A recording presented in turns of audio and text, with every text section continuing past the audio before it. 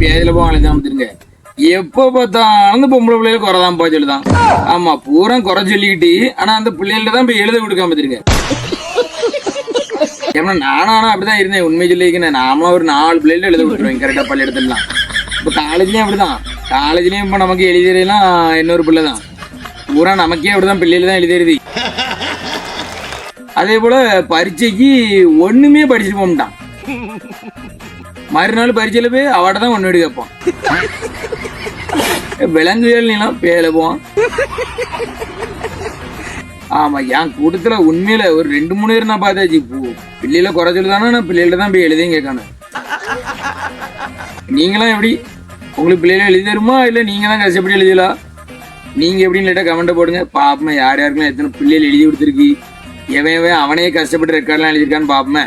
அனுப்பி விடுங்க எல்லாத்துக்கும். ஆமா தட்டி விடுங்க சிதறட்டு.